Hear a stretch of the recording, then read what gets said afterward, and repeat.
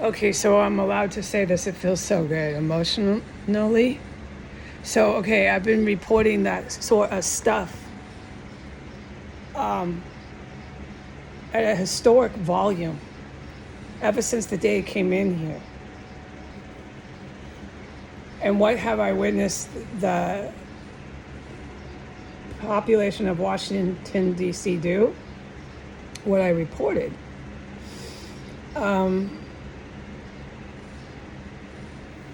So it's clear as day that the United States is a sponsor of terrorism. They support and sponsor terrorism.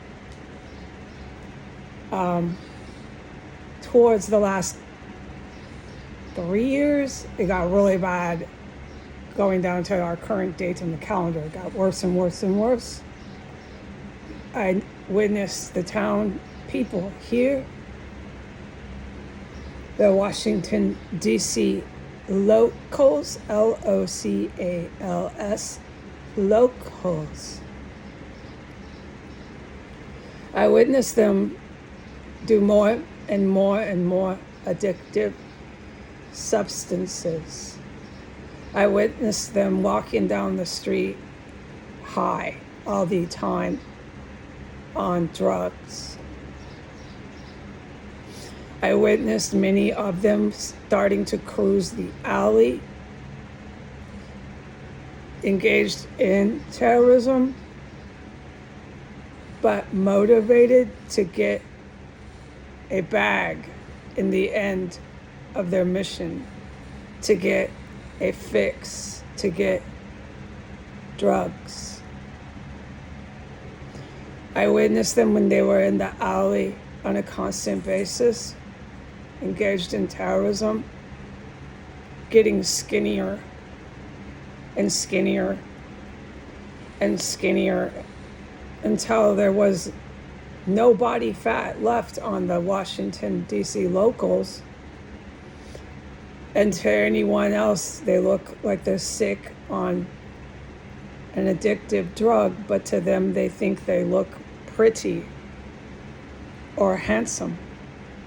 And they think they look skinny because they're too high to be able to see what they really look like to sober-minded people. I witnessed them continue to go to the tanning salons, and no matter how skinny the DC locals became, they were always sun-tanned. I witnessed the tanning become a lot of spray tans.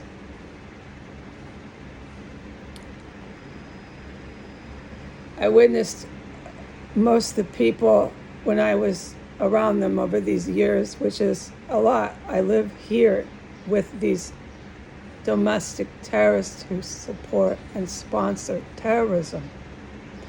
I witness to this day, it's a spray tan, and they're high, and they're skinny, and they're orange. From spray tan, they're orange, not tan. All year long, they are orange.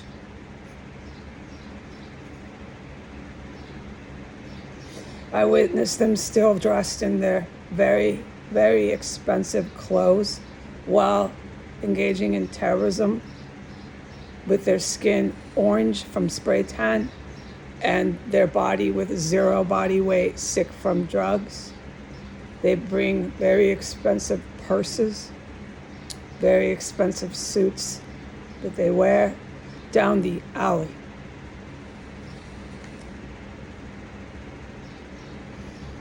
I witnessed the expensive haircuts and expensive highlights and foils that cost $300, and they go up from price once you sit in the chair. By the time you walk out with a highlight and foil like the women have and many of the men have to make your hair blonde or lighter than it is naturally, By the time you walk out of the salon with hair foils like I have witnessed, it's a guarantee.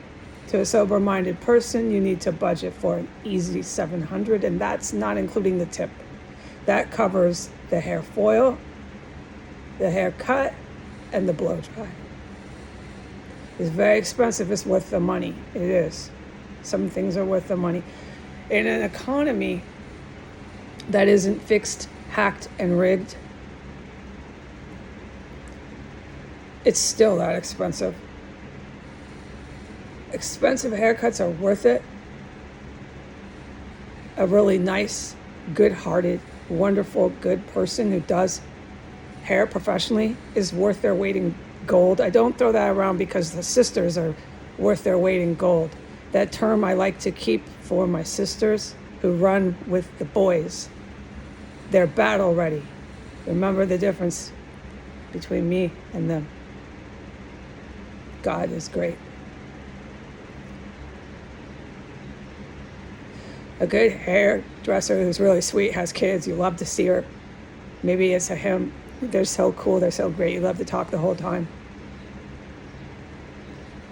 They're worth their weight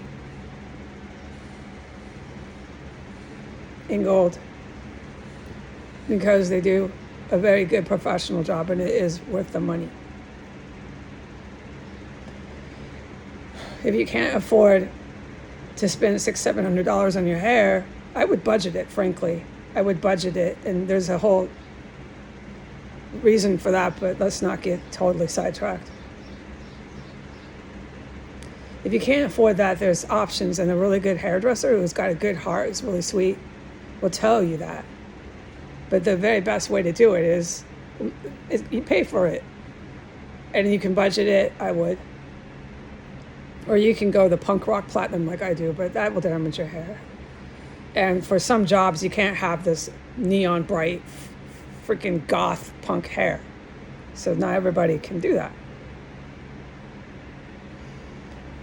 What I witnessed with the locals, the DC locals, is as they became more spray tan with orange skin, they look orange, but they can't tell. Only sober people who look at them can see how orange they are and how they have no body fat. I then witnessed that the spray tan started to stop. It was like cut in half, and now everybody was really pale, distinctly noticeably pale because of the drug abuse with the zero body fat. Just white, alabaster, everybody pale, walking white zombies down the street. I'm not kidding. I was just telling you what I remember. And then there's always the other ones, the half of them, instead of all of them, are orange. Spray tan. I witnessed the ones that were spray tan and still orange talking manically. Those ones always talk. Just cannot shut up. It was nauseating and really disturbing and heartbreaking how evil these people were. I noticed the ones that were pale alabaster that had stopped going spray tan. Everybody's zero body weight. Those ones never talked. Those ones thought they were spies and agents.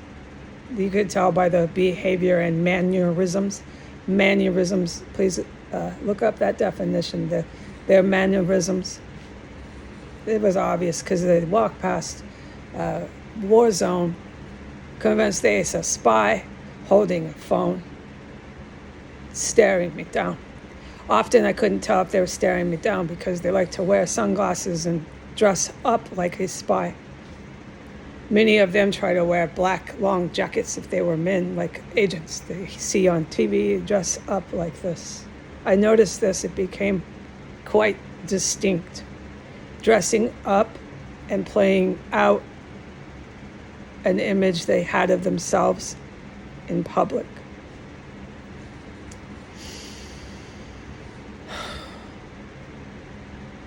Everybody I noticed still stalking S Street. What did I see? The dogs, endless dogs being involved in really dangerous actions that many of the owners were taking with their cell phones while they were standing in front of my house, just stalking the house, not leaving for 15 minutes at a time, just standing there with their cell phone, pushing buttons the entire time. They brought their animals to do that.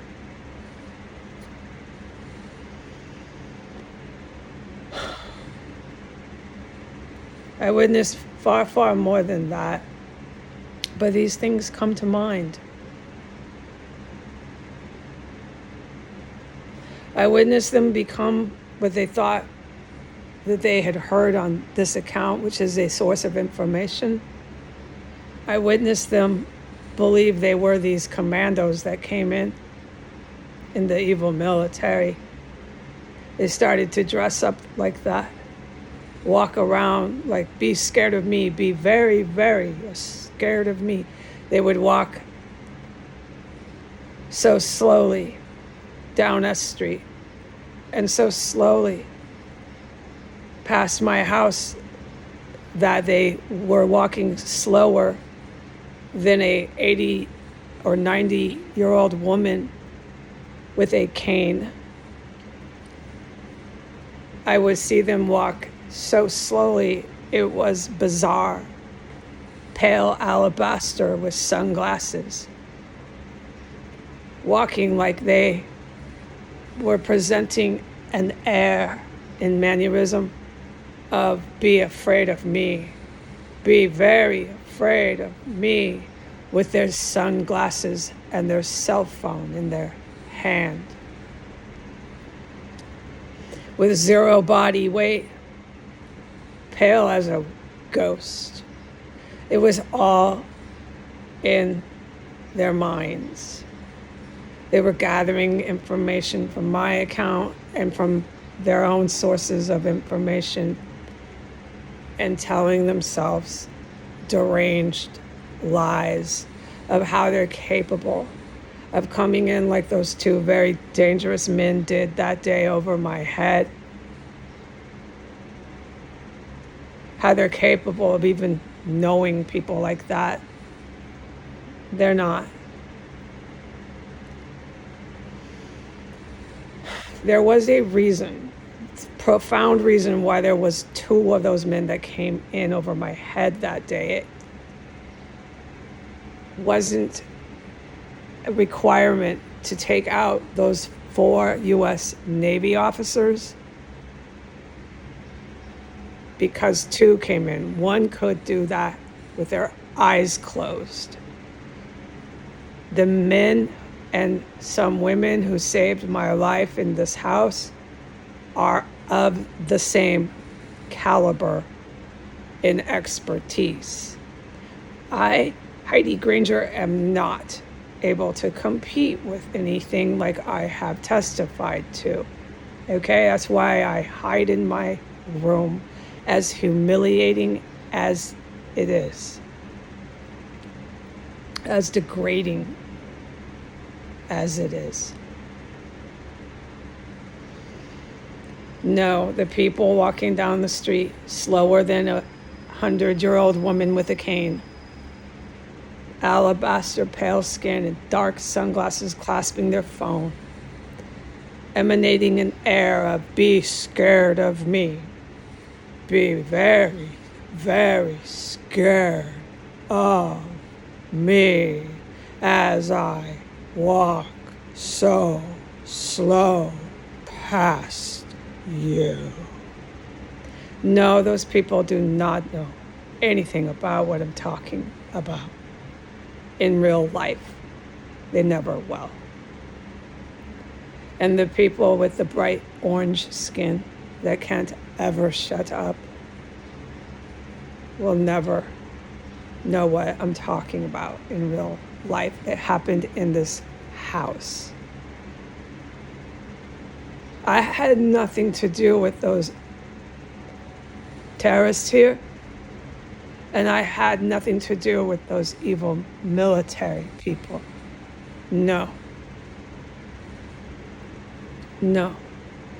From day one, I made it clear I had everything to do with Mossad. I had everything to do with the U.S. good guys. That's good military U.S. good guys. I made it clear my name and my face, and I made it very clear every day, every second I was on the internet. There's no confusion here.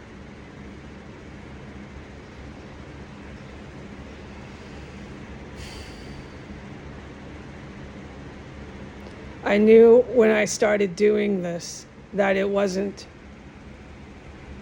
safe. I was in Staten Island. I went immediately after the mob, along with all the military. I don't need to repeat that statement, it's self-evident. I knew, but I had no idea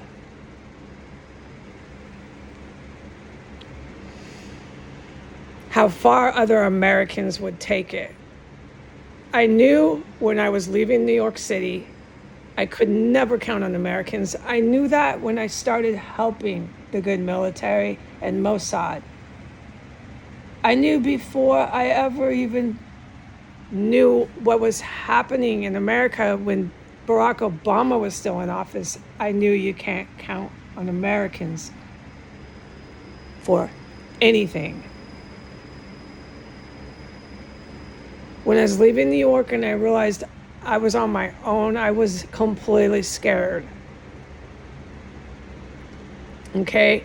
It got so bad when it came to DC with the Sinaloa Mexican drug cartel. I knew that my life depended, not every waking second, but a great deal on those good military people that everybody knew I was helping. I knew they couldn't contact me, and absolutely nobody was going to give me a job. I knew I was in trouble. What I didn't know was how far the Americans would take it. The Americans themselves sponsor and support terrorism. They have to and are being held responsible for that.